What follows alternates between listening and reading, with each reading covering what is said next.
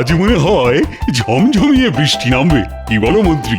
তাড়াতাড়ি পা চালিয়ে রাজবাড়ি ফিরে চলুন মহারাজ, না হলে বৃষ্টিতে ভিজে পুরো ভেজা দাঁড় কাক হয়ে যাব। সেই ভালো, চলো চলো চলো।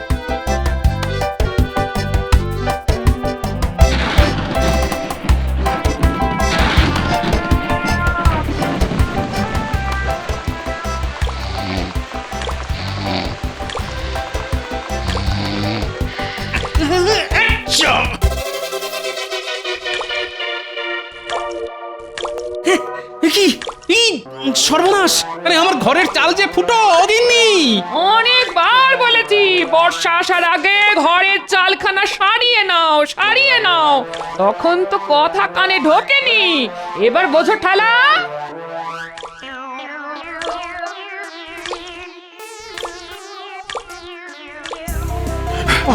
বাবা, তোড়ো তোড়ো তোড়ো। বৃষ্টি নামার আর সময় পেল না। তোল তোল।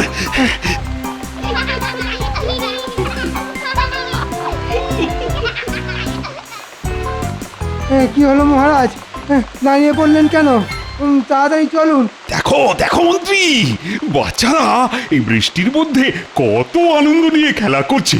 ওদের দেখে আমারও ওদের সঙ্গে খেলা করতে ইচ্ছে করছে যে। ও বাচ্চারা, আমিও খেলবো তোমাদের সঙ্গে। এই আমাকেও খেলতে নাও না গো তোমাদের সঙ্গে। ওই দেখ, মহারাজও আমাদের সঙ্গে খেলবে বলছে। এই নিন মহারাজ, এই নিন।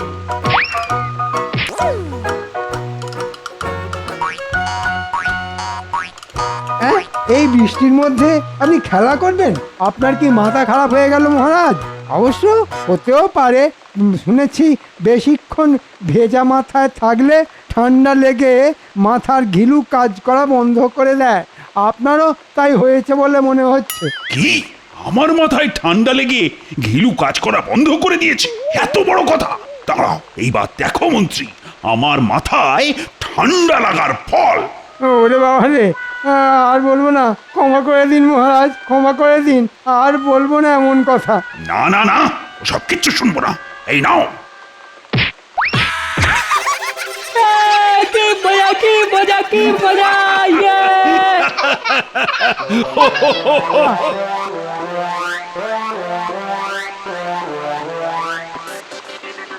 আজ যে করেই হোক মহারাজকে রাজি করিয়ে এই মাসের বেতনটা অগ্রিম চাইতেই হবে, না হলে আমাকে আর আমার গিন্নিকে বিছানার উপর ছাতা খুলে শুয়ে ঘুমোতে হবে।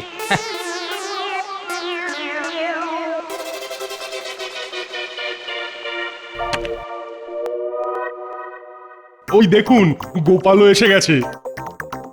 রোজ গোপাল রাজসভায় আসতে দেরি করে, কিন্তু আজ গোপালও রাজসভায় চলে এলো। কিন্তু মহারাজ এখনো এলেন না। আমি এসে গেছি, এসে গেছি, এসে গেছি। কি মহারাজ, আপনার এই অবস্থা হলো কি করে? আরে খেলা করতে গিয়ে হয়েছে গোপাল।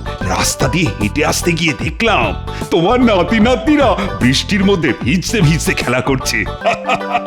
আর ওদের দেখে আর খেলার লোভ আমি সামলাতে পারলাম না জি। আর মন্ত্রী মশাই, আপনার এই অবস্থা হলো কি করে? ওই মহারাজকে বারণ করতে গেছিলাম, শুনলেন না? কি মাত্রাই খেলাম, বুঝেছেন? এখনো সারা শরীর যন্ত্রণায় টনটন করছে। সে তো আপনাকে দেখেই বোঝা যাচ্ছে মন্ত্রী মশাই, ভিজে দাঁড় কাক। মহারাজ, ভিজে রাজপোশাক পরে বেশিক্ষণ থাকা উচিত নয়। এতে আপনার ঠান্ডা লেগে যেতে পারে। ঠিক বলেছ রাজপুত, আমি বরং স্নান সেরে আসি। তাহলে আজকের মতন রাজসভা ছুটি? হ্যাঁ হ্যাঁ, আজ ছুটি। তোমরা যে যার মতো বাড়ি ফিরে যাও। কে গরম গরম খিচুড়ি খেয়ে জব্বর একটা ঘুম দাও।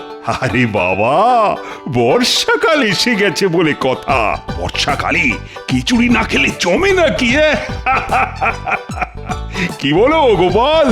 আগে সে তো বটেই, কিন্তু বাবারে বাবা, ছুটির নাম শুনেও গোপালের মুখ কিন্তু। হ্যাঁ, ছুটির নাম শুনেও আমার মুখে কিন্তু, কারণ আমার ঘরের চাল ফুটো হয়ে গেছে। আর ঘরের চাল সারাবার পয়সা নেই তোমার কাছে। আর তাই তুমি আমার কাছে আবার অগ্রিম বেতন চেয়ে বসবে, তাই তো গোপাল? হ্যাঁ, আচ্ছা আমার মনের কথা আপনি জানলেন কি করে মহারাজ? এ আবার নতুন কি? প্রত্যেকবারই বর্ষাকালে তুমি ঘরের চাল সারানোর নাম করে আমার কাছে অগ্রিম বেতন চাও। এই গোপাল, মহারাজ তো তোমাকে রোজ রোজ এত পুরস্কার দেন, বলি সেগুলো রাখো কোথায় শুনি? এ তো আচ্ছা জ্বালাতন, সবাই মনে করে আমি কত বড় লোক। এদিকে বাজারে চাল ডালের আগুন ছোঁয়া দাম, বলি সেগুলো কিনতে কি ট্যাকের করি খরচ হয় না? সেগুলো কি মুখ দেখে আসে নাকি? হ্যাঁ, গোপাল দেখছি খুব রেগে গেছে বলে মনে হচ্ছে। না না না না, এত সহজে আমি গোপালকে অগ্রিম বেতন দেব না। একটু গোপালের পিছনে লেগেই দেখা যাক। না না গোপাল, সে তুমি যে অজুহাতি দাও, আমি তোমাকে এই মাসে অগ্রিম বেতন দিতে পারবো না, আর এটাই আমার শেষ কথা।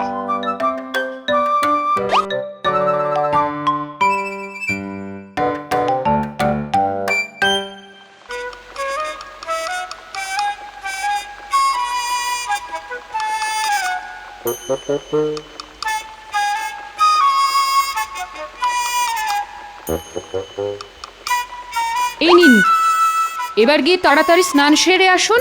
হ্যাঁ হ্যাঁ, এক্ষুনি যাচ্ছি। আমি আজ মুগ ডালের খিচুড়ি করেছি, আর তার সাথে গরম গরম বেগুনি। তাড়াতাড়ি আসুন।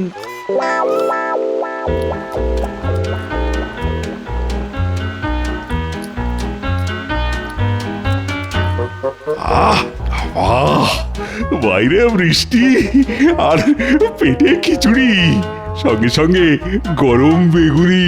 আহ, কি যেন স্বর্গ।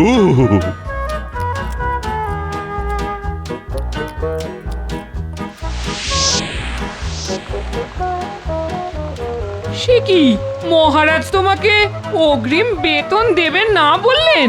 হ্যাঁ তাই তো বললেন। এবার কি হবে গো? আমাদের ঘর বাড়ি যে জলে ভেসে যাবে গো। এক কাজ করো গিন্নি, তুমি রান্না বান্না সেরে রান্নাঘরেই শুয়ে পড়ো। আর তুমি তুমি কোথায় শোবে শুনি? কেন, খাটের নিচে। হ্যাঁ?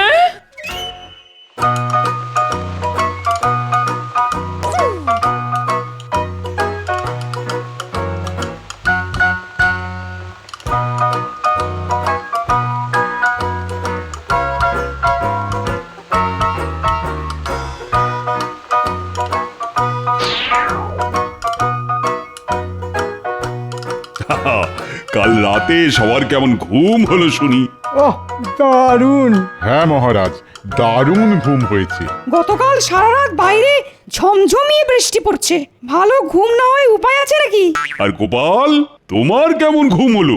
আমার ফুটো ঘরের চাল দিয়ে জল পড়ছে জেনেও মহারাজ প্রশ্ন করলেন কেমন ঘুম হলো।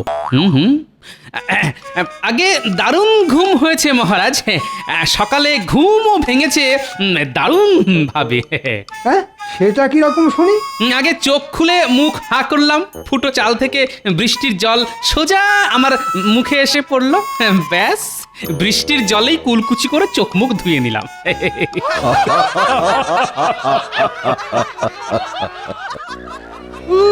বাবা, উড়ি বাবারি। বাবারে, কোথা থেকে বেরোচ্ছে? মহারাজ, এটা জুতোর দুর্গন্ধ। চামড়ার জুতো বেশিক্ষণ ভিজে থাকলে এরকম দুর্গন্ধ বেরোয়। বাপরে বাপ, গন্ধের চোটে নাক করেছি বন্ধ। কিন্তু প্রশ্নটা হলো, কার জুতো থেকে আসছে এই দুর্গন্ধ?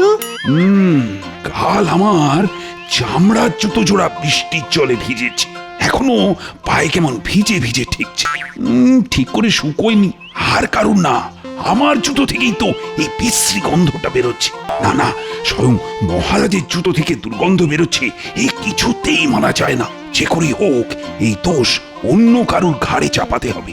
কিন্তু কিন্তু কার ঘাড়ে চাপায়, কার ঘাড়ে?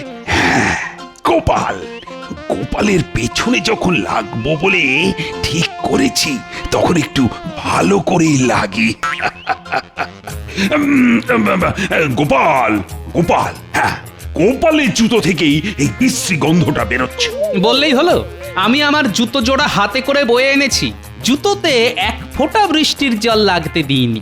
আমার মনে হয় এই দুর্গন্ধ অন্য কারুর জুতো থেকে বেরোচ্ছে। নিজের দোষ ঢাকতে এখন লোকের নামে দোষ চাপানো হচ্ছে। মহারাজ, আপনি গতকাল বললেন না যে আপনি গোপালকে অগ্রিম বেতন দেবেন না? সেই আগে গোপাল জুতোয় করে দুর্গন্ধ বয়ে এনে রাজসভায় দুর্গন্ধ ছড়াচ্ছে। এটা গোপালের একটা চাল। ঠিক বলেছো মন্ত্রী। আই গোপাল, যাও যাও যাও, তোমার জুতো আর তুমি দুজনেই এবার বাড়ি যাও তো। আর আজকের মতো রাজসভা এখানেই শেষ। বাবা, পুরো রাজসভাটাই একেবারে দুর্গন্ধে ভরে গেছে। ছি ছি ছি ছি, ছি ছি। গোপাল, রোদ উঠলে জুতো জোড়া রোদে দিয়ে ভালো করে শুকিয়ে নিও, না হলে গন্ধ যাবে না কিন্তু। শুকনো জুতো আর কি শোকাবো বিজ্ঞানী?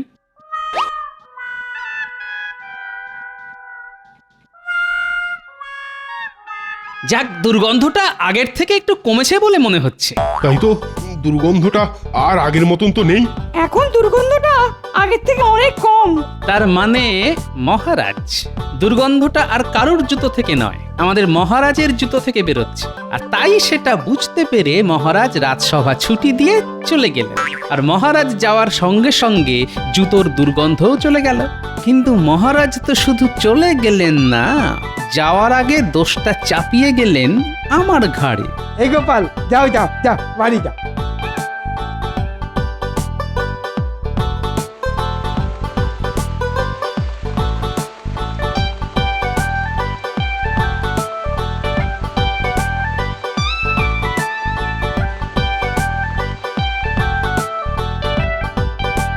রানী, ইস, আপনার গা থেকে একটা বিশ্রী দুর্গন্ধ বেরোচ্ছে।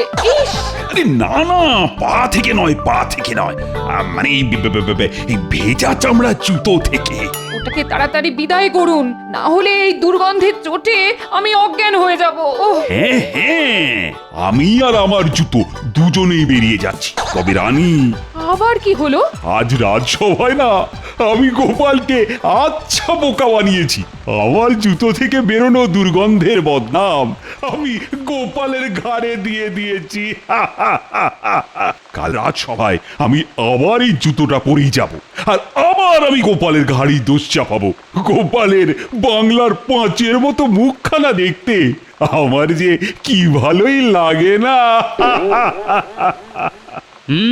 যেটা আন্দাজ করেছি সেটাই সত্যি হলো দেখছি। ঠিক আছে মহারাজ, গোপাল ভাঁড়ও ছেড়ে দেবে না। এর বদলা না নিতে পারলে আমার নামও গোপাল ভাঁড় নয়। হাঁ, হাঁ।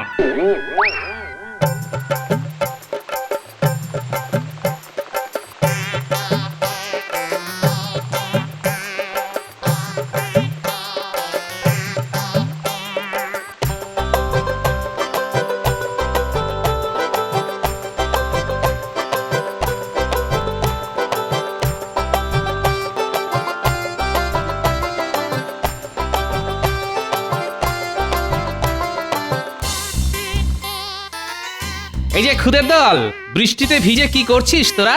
আমরা কই মাছ ধরছি গোপাল দাদু। ওসব পরে করবি, আগে এদিকে আয়, কাজ আছে। বলো গোপাল দাদু, কি করতে হবে আমাদের? বেশি কিছু নয়, তোদের শুধু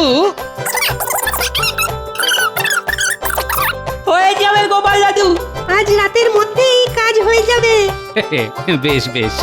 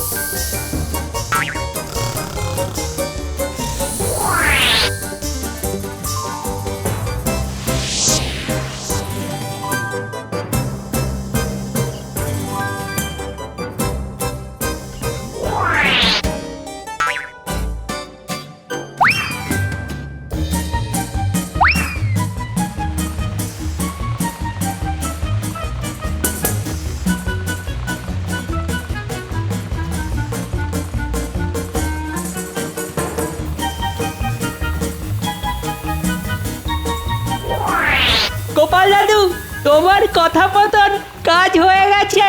তা কেমন কাজ করলি দেখি? এই দেখো গোপাল দাদু। এবার জমবে খেলা।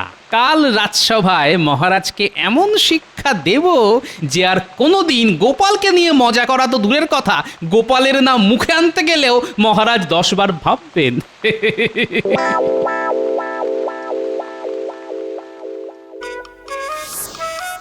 হ্যাঁ, কি অদ্ভুত ব্যাপার! ঘর থেকে সোনা দানা ছেড়ে একজোড়া জুতো চুরি হয়ে গেল। হ্যাঁ, ঠিক বলেছেন মন্ত্রী মশাই, গতকাল রাতে বাড়ি থেকে আমাদের সবার জুতো চুরি হয়ে গেছে। একেই বলে ভাগ্যের গুঁতো, সব ছেড়ে ছুড়ে শেষে কিনা চুরি হলো জুতো।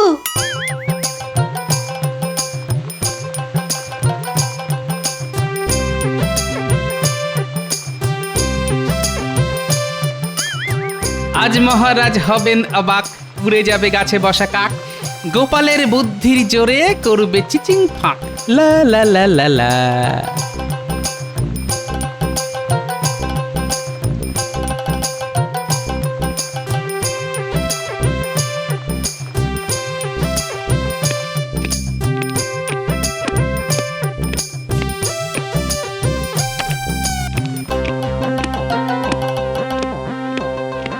এ কি গোপাল, তোমার পায়ে জুতো? তার মানে গতকাল রাতে তোমার বাড়ি থেকে জুতো চুরি হয়নি গোপাল? এই রাজ্যে এখনো এত বড় চোর জন্মায়নি যে গোপালের বাড়িতে ঢুকে চুরি করবে। তাই নাকি গোপাল? মানছি তোমার বুদ্ধির জোর আছে, তা বলে তুমি সব সময় বুক ফুলিয়ে ঘুরে বেড়াবে, এ কেমন করে হয়? ঠিক বলেছেন মহারাজ, গোপালের অহংকারে মাটিতে পা পড়ে না। ভাঁড় কোথাকার! আবার সেই বিশ্রী দুর্গন্ধ। এই গোপাল, এই বিশ্রী দুর্গন্ধ তোমার জুতো থেকেই বেরোচ্ছে। যাও যাও যাও, জুতোটা বাইরে রেখে এসো। না না মহারাজ, আমার জুতো থেকে গন্ধ বেরোতেই পারে না। আজ রাজসভায় গোপাল আর মহারাজ ছাড়া কেউই তো জুতো পরে আসেনি। তার মানে তুমি কি বলতে চাইছো গোপাল, এই দুর্গন্ধটা মহারাজের জুতো থেকে বেরোচ্ছে? কি তোমার এত বড় সাহস গোপাল? আমি তোমার এই মাসের বেতন কেটে নেব, এ আমি বলে দিলাম। না না, আমি তা বলতে চাইনি মহারাজ, আমাকে ক্ষমা করুন মহারাজ। গোপালের মুখখানা শুকিয়ে একেবারে শুকনো আমের আটি হয়ে গেছে। গোপালকে আচ্ছা করে চমকে দিয়েছি। আসুন আসুন, মনে মনে যত খুশি হেসে নিন। এবার যে আপনাকে কাঁদতে হবে মহারাজ। হায় রে হায়, আমার সব শেষ হয়ে গেল। এই মাসের বেতন হাতে না পেলে আমাকে যে না খেয়ে মরতে হবে।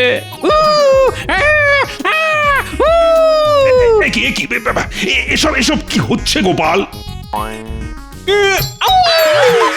পড়ে গেলাম, বাঁচাও বাঁচাও বাঁচাও।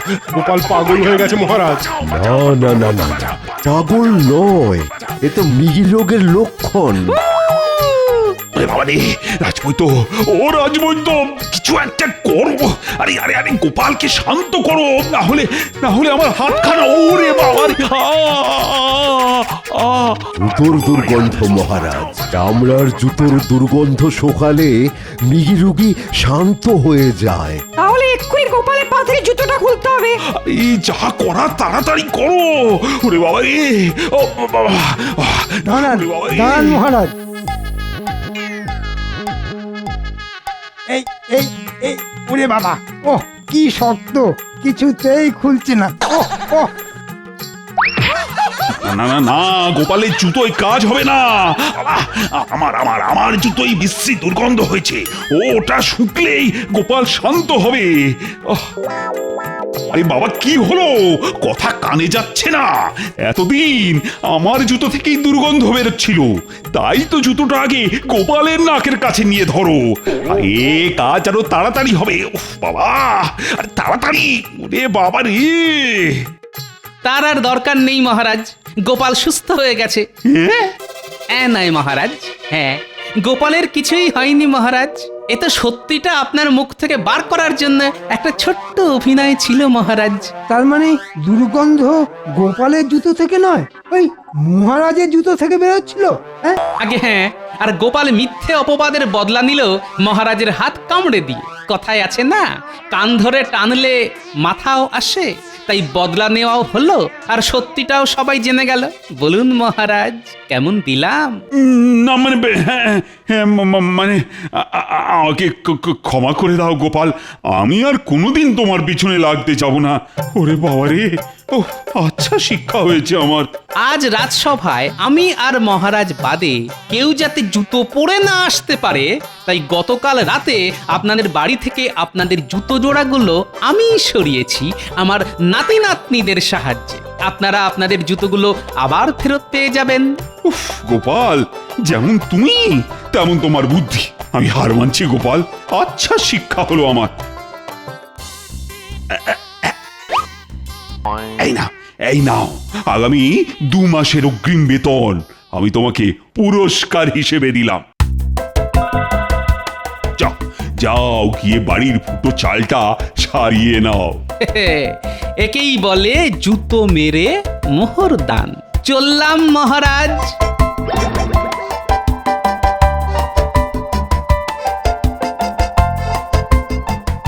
বাবা, ওরে বাবা রে, ও